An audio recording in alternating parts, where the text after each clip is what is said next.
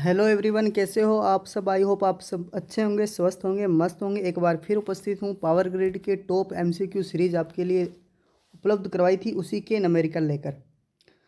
दोस्तों video number एक, जैसे कि बोलते हैं, क्लास नंबर 12 रहने वाली। ऑलरेडी 11 वीडियो इस चैनल पर अपलोड हो चुकी है। अगर आप इस पर पहली बार विजिट कर रहे हैं दोस्तों, और 11 पहले वीडियो बन चुकी है टॉप एमसीक्यू, उसमें भी मैंने आपके लिए अपलोड करवाए हैं, वो भी जरूर देख लें अगर आपका एग्जाम है पावर ग्रिड का।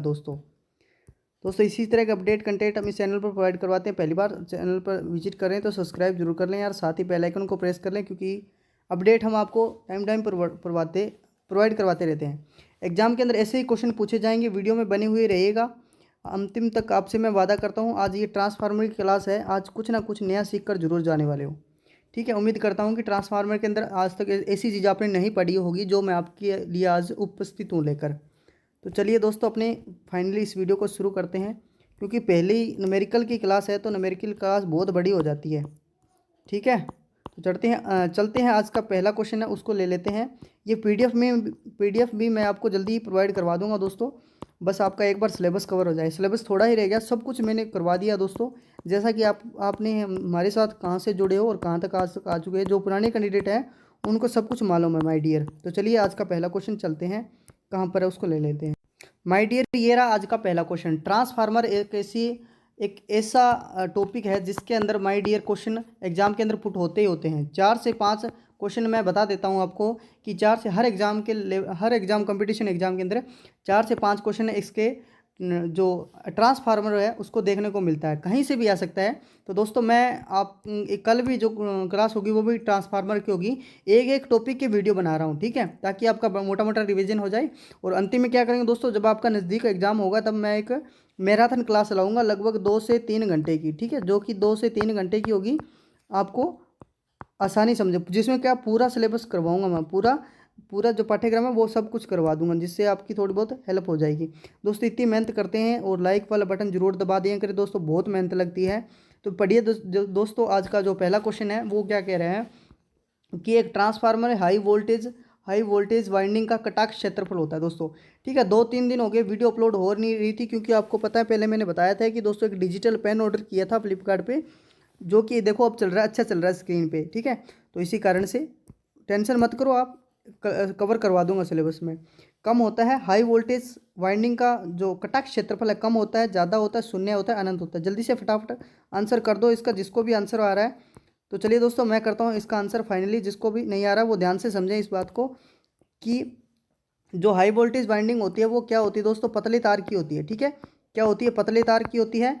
और टर्न होते हैं, टर्न अधिक होंगे। फिर पतले तार की होगी, टर्न अधिक होंगे, इसलिए रेजिस्टेंस क्या होगा, रेजिस्टेंस उच्च होगा। ठीक है, और इसीलिए इसका जो कटाक्ष क्षेत्रफल अपने रखते हैं वो क्षेत्रफल कम होता है दोस्तों। ठीक है माय डियर, कम होता है। ए नंबर ऑप्शन की तरफ जाएंगे।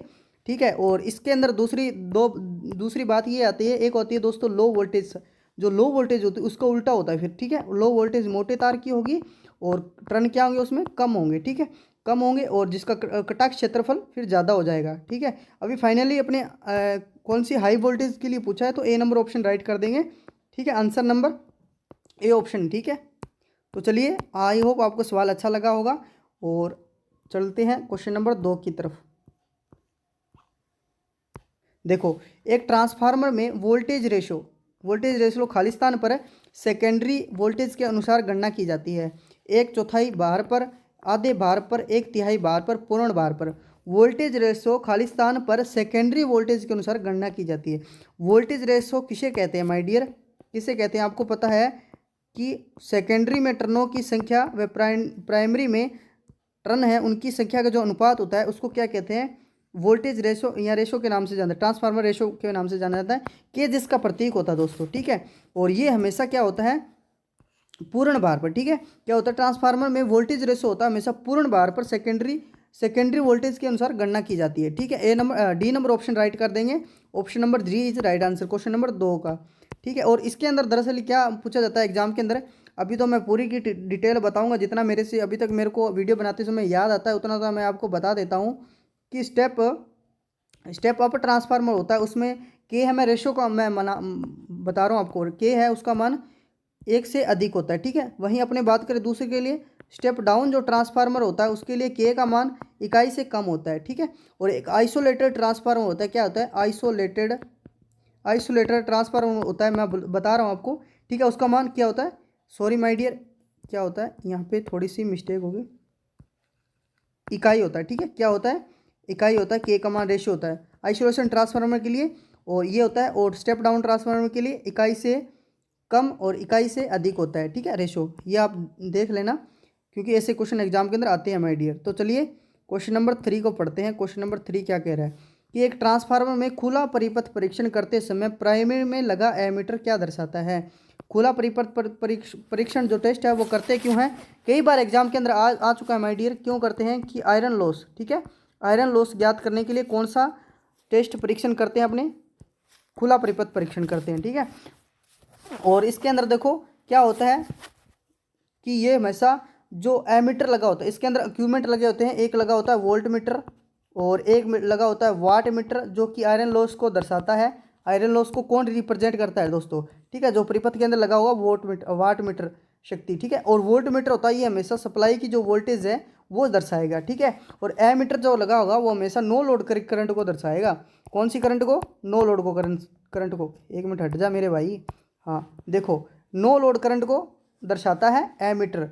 कहाँ, खुले परिपथ में लगा परीक्षण, खुले परिपथ में लगा जो एमीटर होता है वो हमेशा नो लोड करंट को रिप्रेजेंट करता है।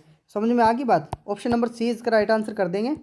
देखो क्वेश्चन नंबर, ये भी अच्छा क्वेश्चन है, आई होप आप कुछ नया सीखेंगे आज।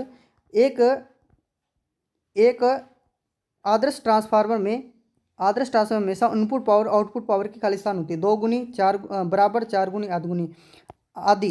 तो दोस्तों क्या है, आइडियल ट्रांसफार्मर है। इसको आइडियल ट्रांसफार्मर क्यों कहते हैं, पहले तो क्योंकि इसके अंदर जो लॉस होते हैं, हानियाँ होती है, वो हमेशा शून्य होती है या जीरो अपने बोल सकते हैं, ठीक है। इसीलिए इसकी एफिशिएंसी हमें जो दक्षता मानते हैं 100% मानते हैं, ठीक है।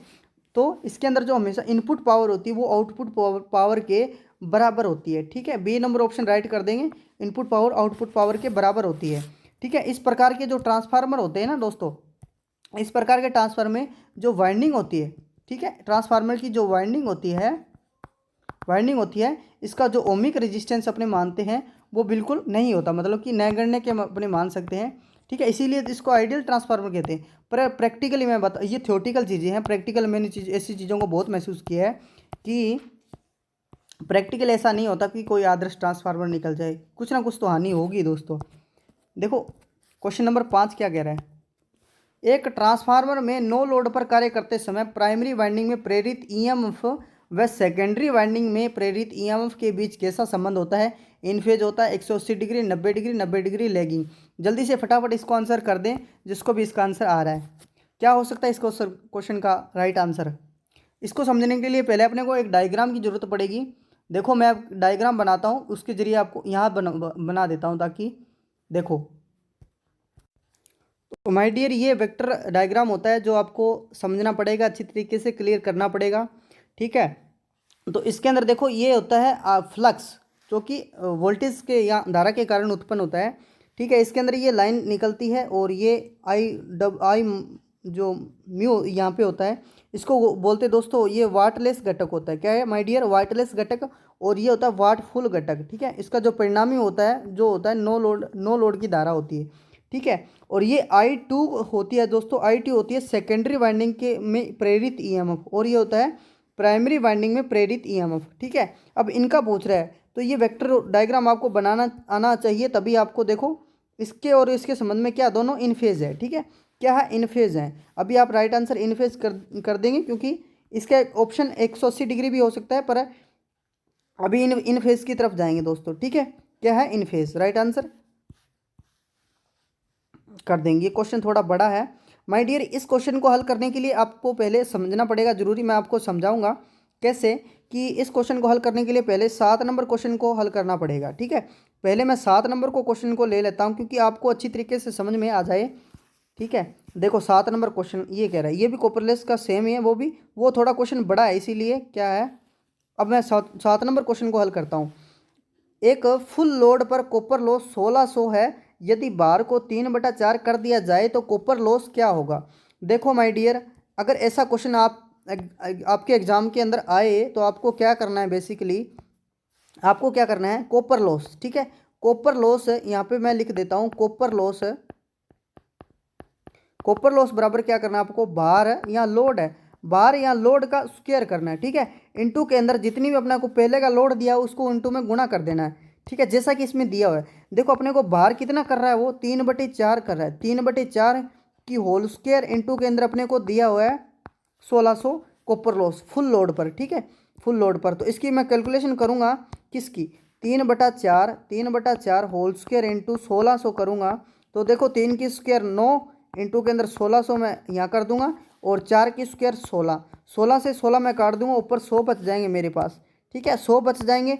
तो 100 से मैं करूँगा 900, 900 आंसर इसका आ जाएगा। कॉपर लॉस कितना है, 900 वाट, ठीक है। मतलब कि एक सीधा सा फॉर्मूला आपको याद रखना है, कोई झंझट वाली बात नहीं। कॉपर लॉस याद करना है, क्या करना है दोस्तों, माय डियर, लोड को वर्ग में बदल दिया करो, ठीक है। लोड को मान मान लिया यहाँ पे 3/4 नहीं है, 1/2 आधा कर देता, ठीक है। तो अपने क्या करते थे, इसका 1/4 कर देते, ठीक है। 1/4 को किससे गुणा कर देते, फिर 1600 को, 1600 से 400 करते, 4×16 मतलब 400 वाट, तब अपना राइट आंसर हो जाता, मतलब आधा बार करने पर, ठीक है। सिंपल सी बात याद रखो, कुछ झंझट पढ़ने वाली बात नहीं। आई होप आपको समझ में आ गया होगा। देखो अब इस क्वेश्चन की तरफ, ये क्वेश्चन थोड़ा बड़ा है, देखो पहले पढ़ते हैं क्वेश्चन को। एक ट्रांसफार्मर अधिकतम दक्षता पर पूर्ण भार पर कार्यरत है, मैक्सिमम एफिशिएंसी पर एक ट्रांसफार्मर है वो वर्क कर रहा है। तो लोहा हानि 1000 वाट है, तो इसकी हाफ लोड पर कॉपर हानि व हाफ लोड पर कुल लॉस, टोटल लॉस कितना होता है, आधे बार पर बताओ, और आधे बार पर मैं कॉपर लॉस बताओ, वो भी क्रमशः बताओ, आगे पीछे नहीं करना है, ठीक है। तो एक ट्रांसफार्मर में की मैक्सिमम एफिशिएंसी कब होती है दोस्तों, मैक्सिमम एफिशिएंसी जो दक्षता होती है जब आयरन लॉस कॉपर लॉस के बराबर हो जाए, ठीक है।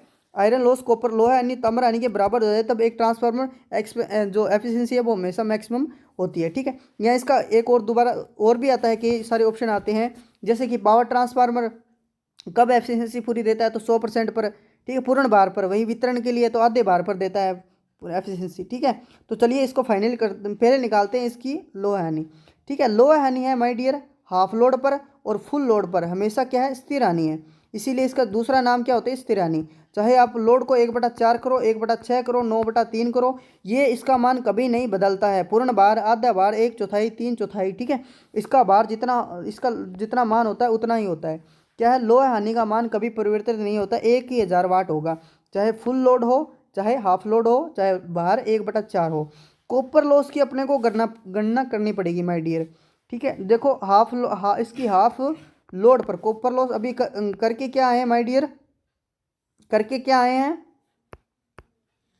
अभी माय डियर, अपने करके आए हैं कि लोड स्क्वायर, ठीक है, लोड स्क्वायर कितना है, आधा कर रहा है पहले की अपेक्षा, तो 1/4 कर देंगे, ठीक है। और मैक्सिमम एफिशिएंसी है, इसीलिए आयरन लॉस बराबर कॉपर लॉस, ठीक है। मान लो अधिकतम दक्षता पर कॉपर भी 1000 वाट होगा, यहाँ पे अपने को साफ साफ मेंशन नहीं किया दोस्तों, इस वाली लाइन को पढ़ो कि मतलब कि जितना आयरन लॉस है उतना कॉपर लॉस है, यहाँ पे अपने कहीं पर कॉपर लॉस का मान नहीं दिया होगा, ठीक है। इसीलिए अपने को 1000 वाट मानना पड़ेगा, क्योंकि एफिशिएंसी दक्षता की एक शर्त है जब आयरन लॉस कॉपर लॉस के बराबर हो जाए। इतनी बात तो समझ में आ गई। टेक्निकल की तैयारी कर रहे हो पावर ग्रिड की, तो ये न्यूमेरिकल आपके लिए बाएं हाथ का खेल होना चाहिए माय डियर, ऐसे क्वेश्चन एग्जाम के अंदर आते हैं।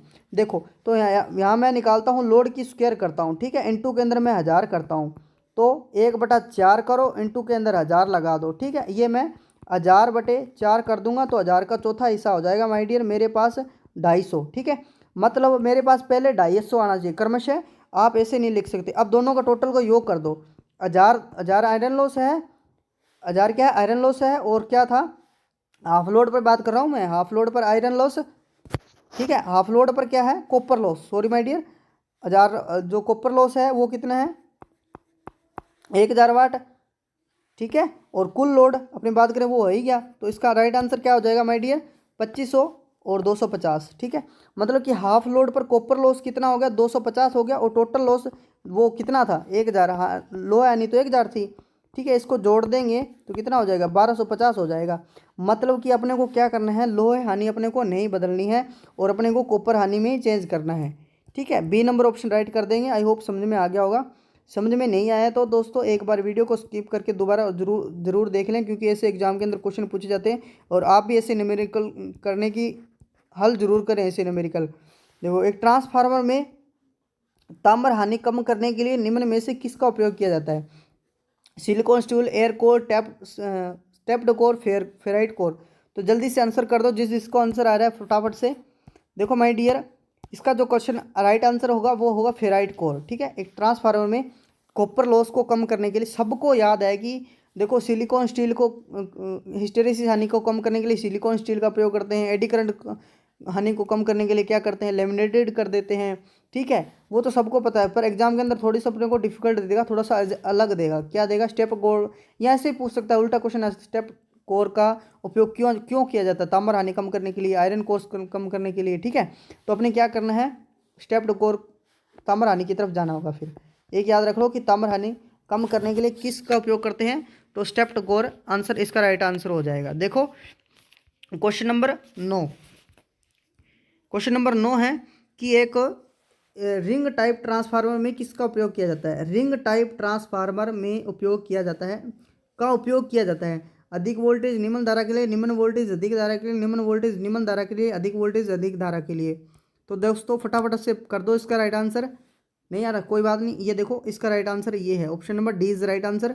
रिंग टाइप ट्रांसफार्मर कैसे होता है? यू बना होता है। देखो यू, एक मिनट रुको, अपने पास है ना फैसिलिटी, फिर अपने क्यों करते। देखो यू और यूँ होता है। ठीक है, और इसके अंदर क्या होता है, न्यू वाइंडिंग की जाती है इसके ऊपर, यूँ करके इसके ऊपर वाइंडिंग, ये रिंग टाइप ट्रांसफार्मर हो गया, इसके ऊपर वाइंडिंग की जाती है। तो दोस्तों इसका जो आकृति होती है वो अर्ध गोलाकार, मैंने बताया ना अभी, गोलाकार हो सके अर्ध गोलाकार।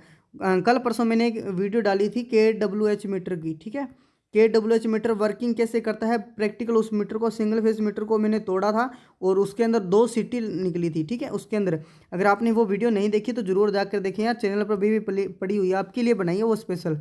ठीक है, ऐसी चीज़ों को सपोर्ट किया करो, क्योंकि उसमें दोस्तों इलेक्ट्रॉनिक्स परिपथ के मैंने समझाया कि किस प्रकार वो मीटर है वर्क करता है, सीटी क्यों लगाई गई है। ठीक है, कनेक्शन उल्टे हो जाए तो क्या हो जाता है। एक सिंगल फेज मीटर है, KWH मीटर है वो, आप देखिए चैनल पर जाइए दोस्तों। देखो क्वेश्चन नंबर देखिए, एक मेन फ्रिक्वेंसी ट्रांसफार्मर में वाइंडिंग की पहचान कलर कोडिंग स्कीम से करते समय सेकेंडरी में टर्मिनल की पहचान किस रंग के, टर्मिनल है जो किस रंग के होंगे। देखो माय डियर, इसके अंदर अपने को क्वेश्चन एक नहीं 5 क्वेश्चन, 4-5 क्वेश्चन मिले हैं। देखो पहला क्वेश्चन ये पूछ सकता है कि मेन फ्रिक्वेंसी ट्रांसफार्मर में वाइंडिंग की पहचान किसके द्वारा की जाती है, तो यहाँ पे लिखा है कलर कोडिंग स्कीम से। ठीक है, कलर कोडिंग स्कीम से एक टर्मिनल की पहचान की जाती है, सेकेंडरी वाइंडिंग में टर्मिनल रंगों की संख्या। इसके अंदर माय डियर यूँ, इसके अंदर जो लगा होता है, इसके अंदर कई प्रकार की सेकेंडरी वाइंडिंग में एक वाइंडिंग ना हो कर कई वाइंडिंग निकलती है। ठीक है, यूँ करके वाइंडिंग निकाली जाती है। एक बार ये टेढ़ा हो गया, मैं इसको दोबारा बनाना चाहूँगा, क्योंकि देखो ये यूँ होता है, इसके अंदर देखो ये कोर होती है ट्रांसफार्मर की, तो देखो यहाँ बहुत सारी वाइंडिंग भी निकाल सकते हैं, और यहाँ पर भी होती है सेकेंडरी वाइंडिंग, एक ना होकर कई वाइंडिंग होती है। तो इसके अंदर ये सेकेंडरी 1 होगी, ये सेकेंडरी 2, ये सेकेंडरी 3। तो इसके अंदर ये कलर पूछ रहा है कि सेकेंडरी वाइंडिंग में ये कलर हैं, ये कौन से होंगे। ठीक है, तो ये कलर मैं आपको बताना चाहूँगा, कौन सा लूँ यार कलर, हाँ ब्लैक कलर ठीक अच्छा लगता है। ठीक है, इसमें येलो भी कलर हो सकता है और ग्रीन भी हो सकता है और रेड भी हो सकता है। ठीक है, ये टर्मिनल है, ये टर्मिनलों का रेड भी हो सकता है और ग्रीन भी हो सकता है, येलो भी हो सकता है। ऑल ऑप्शन कर देंगे। वहीं मैं बात करूँ फिर प्राइमरी के लिए उल्टा पूछ ले अपने के लिए, प्राइमरी के फिर टर्मिनल कौन से रंग के होंगे, तो आप क्या करोगे दोस्तों, ब्लैक कलर, काला कलर के जो टर्मिनल होते हैं वो प्राइमरी साइड के होते हैं। ठीक है, आगे बात समझ में, आई होप इतना समझ में आ गया होगा दोस्तों। देखो क्वेश्चन नंबर 11 की तरफ बढ़ते हैं। क्वेश्चन नंबर 11 है कि एक उच्च मान की आवृत्ति वाले ट्रांसफार्मर में उपयोग होने वाली कोर है iron powder, ferrite core, brush, उपयुक्त सभी। ब्रोश को क्या बोलते हैं माय डियर, क्या बोलते हैं माय डियर, पित्तल बोलते हैं। ठीक है, उपयुक्त सभी, हाई फ्रिक्वेंसी के लिए कौन सी कोर उपयोग में गए हैं, उपयुक्त सभी। इन सभी का उपयोग किया जा सकता है हाई फ्रिक्वेंसी के लिए। ठीक है, एक नई चीज़ सीखी होगी आपने, कभी नहीं देखा होगा कि ब्रोश जो पित्तल होती है उसकी क्या कोर बन सकती है। कोर क्या समझे माय डियर, ठीक है, ये होती है कोर। समझ गए होंगे माय डियर। ये किस पदार्थ की बनी होती है उच्च फ्रिक्वेंसी के लिए? पाउडर की भी हो सकती है, फ्राइड कोर भी हो सकती है और ब्रोंज की। उपयुक्त सभी राइट आंसर कर देंगे। पीतल की भी हो सकती है।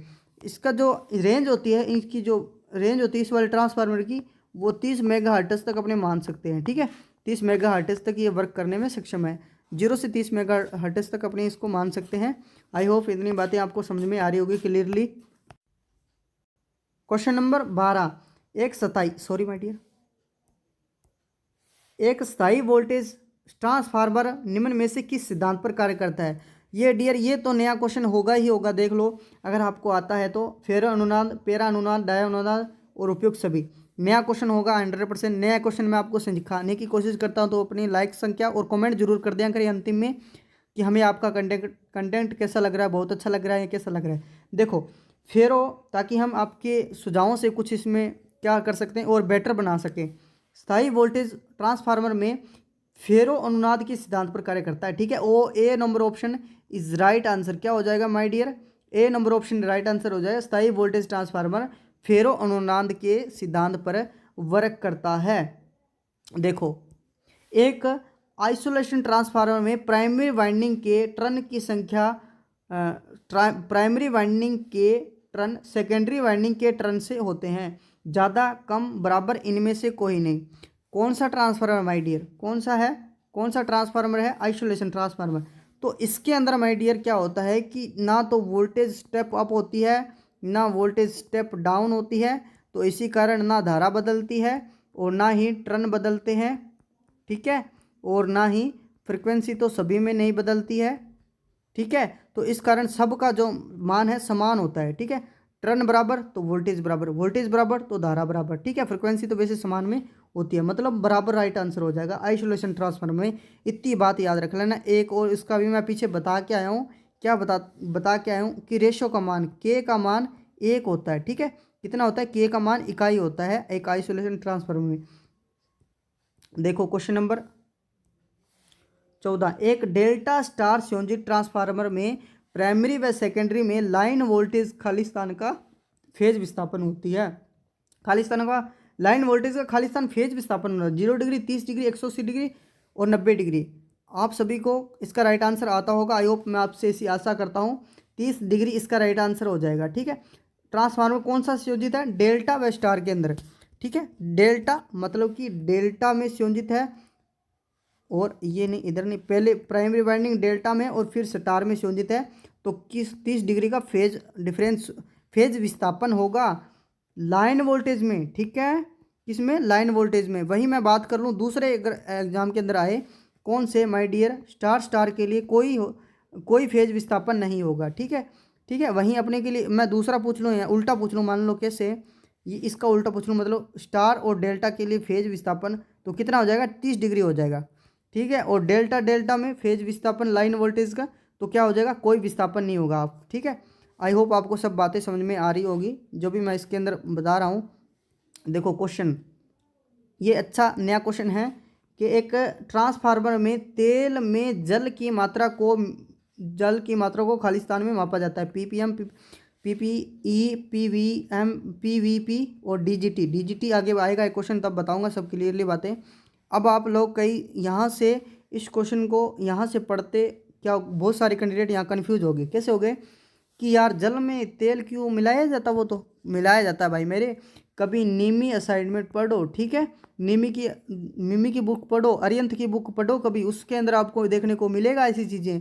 बहुत डीपली जाना पड़ता है यार, तभी ऐसी चीज़ें मिल पाती है आपको दिखाने के लिए। ठीक है, उसमें निमी की बुक पढ़ के देखो, कभी आपको चीज़ें महसूस होगी यार कि यार भी ऐसे भी हो सकता है क्या, मिलाया जाता है तेल। ठीक है, उसमें जल की जो मात्रा है वो हमेशा पीपीएम में क्या की जाती है? व्यक्त की जाती है, या अपने को इसको मापा जाता है। इसका जो फुल फॉर्म होती है वो मैं लिखा देता हूँ आपको, पार्ट पर मिलियन। ठीक है, पार्ट पर मिलियन इसकी जो फुल फॉर्म है वो होती है माय डियर। ठीक है, और अपनी बात करते हैं सेकंड नंबर ऑप्शन पीपीई। तो दोस्तों ये टूल किट है, पर्सनल प्रोटेक्टिव और इक्विपमेंट, अभी नाम याद ना। ठीक है, ये वो उपकरण है, टेबल आपको मैंने बताई थी ना, 1 number 2 number, PP1, PP2, PP3 इसके लिए। ठीक है, ये पढ़ लेना दोस्तों क्लियरली, बहुत डिटेल से इसमें है। और इसमें जो इसकी जो वास्तविक जो गणना करते हैं अपने किसकी, इसकी, ठीक है। तो वो हमेशा एक वैज्ञानिक था, उसके अनुसार से एक नाम अभी याद आ रहा है मेरे को, कोलियोमेट्रिक कोल्स रिफिलर रिएक्टर, ठीक है, ऐसा कुछ नाम था। उसके हिसाब से इसकी गणना है जो की जाती है। देखो क्वेश्चन नंबर 16, क्वेश्चन नंबर 16 है, एक टेप चेंजर को हमेशा लगाया जाता है। टेप चेंजर क्या होता है हमेशा, ठीक है, वोल्टेज को क्या करता है, कम या ज़्यादा करता है, ठीक है, कम या ज़्यादा करने के लिए उसको करते हैं। और ये हमेशा, अब कई बच्चे यहाँ कन्फ्यूज आते हैं कि प्राइमरी वाइंडिंग दे रखा है, सीधा राइट आंसर प्राइमरी वाइंडिंग कर दो।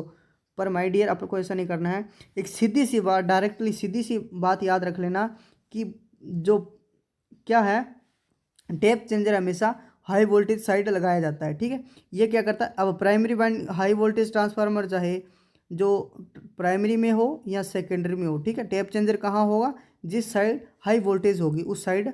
भाई 220 मान लो यहाँ पे क्या आ रहा है, मान लो यहाँ पे मेरे पास 200, 1 मिनट को नहीं, इतने नहीं है, 11,000 केवी आ रहा है। और ये मैं कन्वर्ट कर रहा हूँ, सॉरी 11,000 आ रहा है, हाँ 11,000 आ रहा है, तो मैं कर रहा हूँ इसको 440 वोल्ट के अंदर कन्वर्ट कर रहा हूँ। तो यहाँ पे 11 केवी साइड ये लगा होगा, ठीक है, हमेशा क्या होगा, 11 केवी साइड लगा होगा। मतलब कि हाई वोल्टेज सीधा सा रखना है आपको, कि हाई वोल्टेज साइड आपको टैप चेंजर लगाना है। क्वेश्चन नंबर 17, ये देखो डी जी ए क्वेश्चन आ गया, DGA का। एक ट्रांसफार्मर DGA परीक्षण क्यों किया जाता है, कॉपर हानि ज्ञात करने के लिए, लोहा हानि ज्ञात करने के लिए, शमसन की जांच करने के लिए, शमसन मतलब ब्रीदर, ठीक है, ब्रीदर की जांच करने हेतु, बुशिंग की जांच हेतु। जल्दी से इसका फटाफट राइट आंसर कर दीजिएगा जिसको भी क्वेश्चन आ रहा है। देखो मैं करता हूँ इसका राइट आंसर क्या होगा। देखो बुशिंग की जांच करने के लिए कई प्रकार के परीक्षण किए जाते हैं, जिसमें से नंबर 1 आपका है DGA परीक्षण। इसकी जो फुल फॉर्म होती है वो मैं लिख देता हूँ एक बार, क्या होती है, डिजोल्व, ठीक है, डिजोल्व्ड और गैस और एनालिसिस, ठीक है, एनालिसिस इसकी फुल फॉर्म है, ठीक है, DGA डिजोल्व्ड गैस एनालिसिस इसकी जो फुल फॉर्म है वो होती है। ये किस प्रकार का परीक्षण है वो कभी करवाएंगे। और ये हमेशा बुशिंग की जांच हेतु किया जाता है कि बुशिंग ठीक है या नहीं है, इस प्रकार के। देखो क्वेश्चन नंबर 18, ये है आज का एक नमेरिकल 3-4 लाए हैं, बढ़िया बढ़िया हैं। एक जहाँ से क्वेश्चन उठ सकता है वहाँ आपके लिए उपलब्ध कराए, मतलब ट्रांसफार्मर रेशो से आ गया ये क्वेश्चन, ठीक है, टर्न करंट की संख्या ज्ञात करनी है। और वहाँ से तो आता है ये कॉपर लॉस, आयरन लॉस, हर एग्जाम के अंदर पूछा जाता है। देखो इतना टफ नहीं आएगा एग्जाम, मीडियम लेवल का आएगा जितना कि मैं आपको करवा रहा हूँ। आप ज़्यादा उड़ने की ज़्यादा कोशिश मत करिए, मतलब कि लिमिट तक रहिए, मीडियम तक एग्जाम का लेवल रख सकता है इसका। देखो एक ट्रांसफार्मर में 11,000 वोल्टेज, क्योंकि जितना हाई आप जाओगे उतना जो नीचे का लेवल है लो का वो भूलते जाओगे, ठीक है, ये हमेशा एक कंडीशन होती है। एक 11,000 वोल्टेज को स्टेप अप डाउन कर रहा है 444 वोल्टेज में, जो भी एग्जांपल बता के है। प्राथमिक वाइंडिंग में टर्न की संख्या 2 है, सेकेंडरी वाइंडिंग में देखो क्या होता है, ट्रांसफार्मर रेशो, ये फॉर्मूला होता है या नहीं होता है, ठीक है। इसको थोड़ा सा आगे और बढ़ाऊँ तो क्या होता है, I1 ऊपर आ जाता है और I2 नीचे आ जाता है, ऐसा ही होता है ना। तो अभी अपने को किस फॉर्मूले का यूज करना है, इस फॉर्मूले का ओनली, ठीक है। तो मैं ये फॉर्मूला एक बार दोबारा लिखूंगा, N1 N2 और V2 और V1। तो N2 का मान मेरे पास है कितना, 440, ठीक है, 440 है। तो ये कितना है मेरे पास N1, ये प्राइमरी में कितना है, सॉरी बाय डियर, ये अपने को N2 ज्ञात करना है, सेकेंडरी वाइंडिंग के जो टर्न है वो ज्ञात करना है। और N भी अपने को दे रखा है, V1 अपने को दे रखा है और V2 भी अपने को दे रखा है। तो फटाफट इसको फॉर्मूले में रखते हैं राइट आंसर। तो देखो N2 का मैं N2 रखूँगा और बटे के अंदर मैं लगाऊंगा N1 कितना है अपने पास 800, सॉरी 200, यार इतनी ज़्यादा मिस्टेक क्यों हो रही है आज। N2 और V2 कितना है मेरे पास, वोल्टेज है 440 और 11,000 वोल्टेज है, ठीक है। इसको मैं वज्र गुणा करूंगा तो दोस्तों मेरे पास क्या इक्वेशन, अब समीकरण बनेगी फाइनली, N2 बराबर मेरे पास बनेगा 400, फिर गलती होगी, 440 बटे 11,000, 11,000 इंटू के अंदर 200, ठीक है।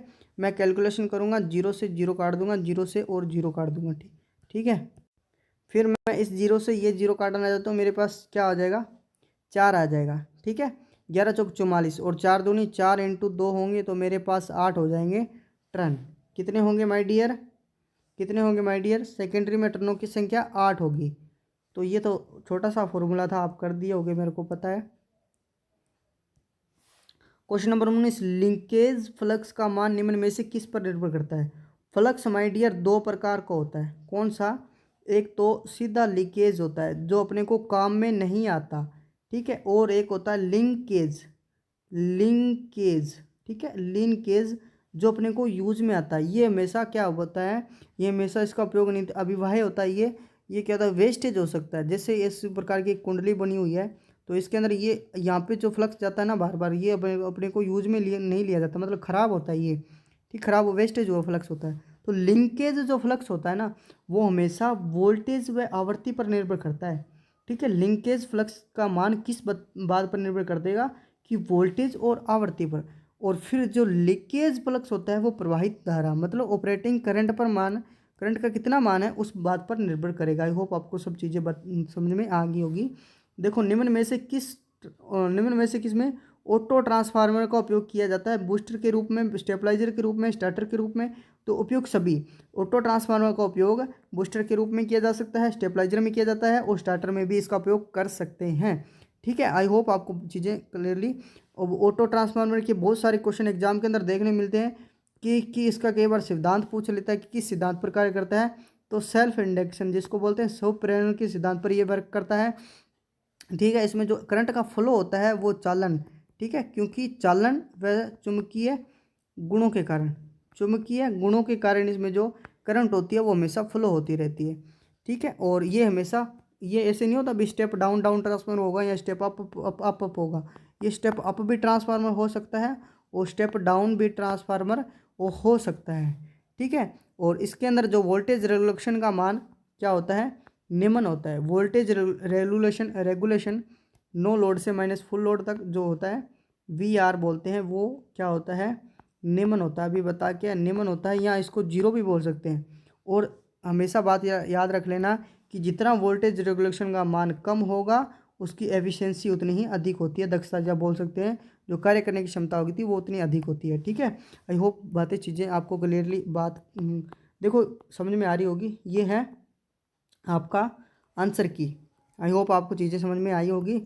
और वीडियो अच्छे लगे तो प्लीज़ लाइक कर दें, और अपने व्हाट्सअप ग्रुप और टेलीग्राम ग्रुप पर नहीं जुड़े हैं तो टेलीग्राम ग्रुप और व्हाट्सअप का ग्रुप डिस्क्रिप्शन में प्रोवाइड करवा दिया गया है। फाइनली अपने मिलते हैं नेक्स्ट वीडियो में। आज के लिए इतना ही दोस्तों। अगर आप पहली बार विजिट किए हुए हैं और दोस्तों 11 वीडियो अभी तक आपने नहीं देखी है तो देखिए दोस्तों, वो भी आपके लिए टॉप MCQ हैं वो, ठीक है। उसके में भी मैंने बहुत मेहनत की है माय डियर, बहुत टॉप लेवल के क्वेश्चन मैंने आपके लिए उठाए हैं जो एग्ज़ाम के अंदर अभी तक पूछे नहीं गए हैं। बहुत डीप तक जाने की मैंने कोशिश की है जहाँ तक मेरा लेवल हो सकता है दोस्तों, ठीक है। फाइनली अपने मिलते हैं नेक्स्ट वीडियो में। आपका यहाँ तक जुड़ने के लिए बहुत बहुत धन्यवाद। आज के लिए इतना ही।